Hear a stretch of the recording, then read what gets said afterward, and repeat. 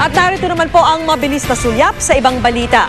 Dalawang kaso ng katiwalian ang isinampa ng Office of the Ombudsman sa Sandigan Bayan laban sa ilang opisyal ng Sorsogon ukol sa fertilizer fund scam. Kabilang po sa mga kinasuhan sina Sorsogon Governor Raul Lee, accountant na si Raul Hernandez at Provincial Treasurer Ofelia Velasco. Overpriced daw ang patabang binili ng probinsya. Hindi po kasama sa kinasuhan ang umunay utak ng scam na si dating Agriculture Undersecretary Jokjok Bolante.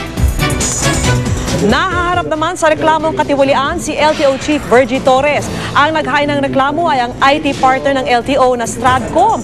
Dahil daw ito sa pagtanggi ni Torres na bayaran ang Stratcom ng higit 1 bilyong piso para sa serbisyo nito simula pa noong nakaraang Oktubre. Sinampahan ng Bureau of Customs ng 1 billion pesos smuggling complaint ang isang opisyal ng CDO Foodsphere Incorporated. Ayon kay Customs Commissioner Angelito Alvarez, dawit umano sa pagpasok ng mga undervalued na shipment si Rolando Juan Cruz, Assistant Vice President for Finance ng kumpanya. Kasama rin sa inireklamo si Romeo Lerit, isang customs broker. Ayon kay Attorney Raymond Fortun, tagapagsalita ng Foodsphere, ikinagulat nila ang reklamo pero kumpiyansa silang mababasura ito.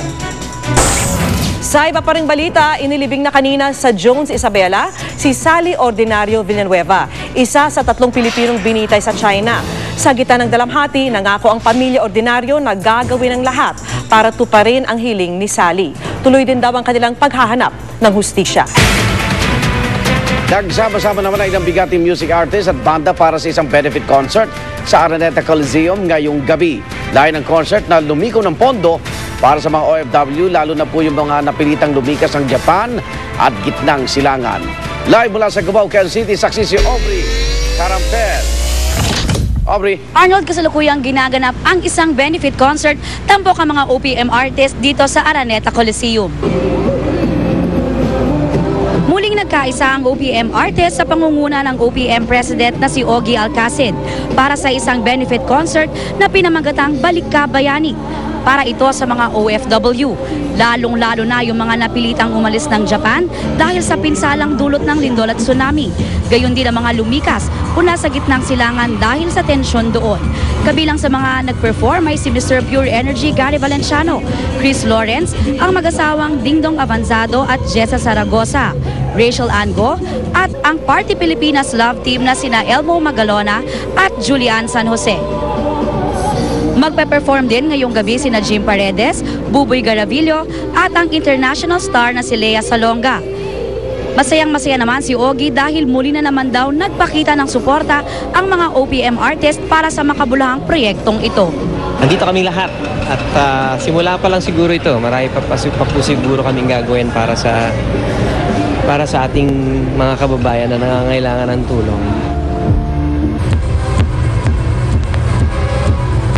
Arnold, pagkatapos naman ng benefit concert na ito ay susugod naman si Ogie Alcacid bukas sa World Trade Center para sa Celebrity Ukay-Ukay na ang beneficiary naman ay ang Kapuso Foundation. Mula dito sa Cubao, Quezon City, ako si Aubrey Carampel, ang inyong saksi. At sa iba pa ring balita, patay sa entrapment operation ang 2 hinihilalang hold-upper matapos silang makipagpalitan ng putok sa mga pulis. At live mula sa Maynila, saksi si James Velasquez. James. Yes, Vicky, 2 hinihinalang hold-upper ang patay matapos ang entrapment operation ng Police Maynila ngayong gabi. Nakahandusay na ang bangkay ng lalaking ito ng abutan ng GMA News pasado alas 9 ngayong gabi. Huli raw ito at ang angkas niya sa aktong pang-hold up sa entrapment operation ng pulisya. Matapos tutukan ng baril ang police asset at hablutin ng kanyang bag, umarangkada na raw ng takbo ang 2.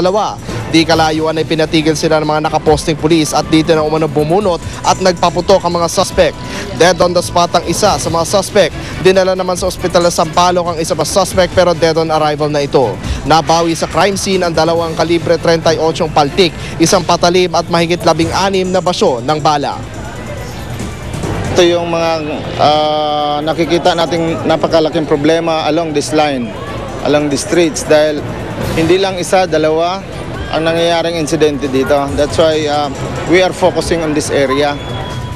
At bigay layon nga daw ng entrapment operation ng Police Maynila na mahuli yung mga nambibiktimang riding in tandem dito sa Maynila. Live mula sa Maynila, ako si James Velasquez, ang inyong saksi.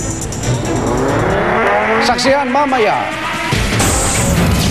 Department of Health nagbabala sa mga peligro sa katawan dulot ng pagpepenitensya. Mga cowboy at cowgirl nagpakitang gila sa Summer Rodeo Festival sa Masbate. At sunya pa ng TV na mistulan na ring computer, mga maninipis na laptop at iba pang latest high-tech gadget. Wag bibitiw! Sama-sama pa rin tayo magiging saksi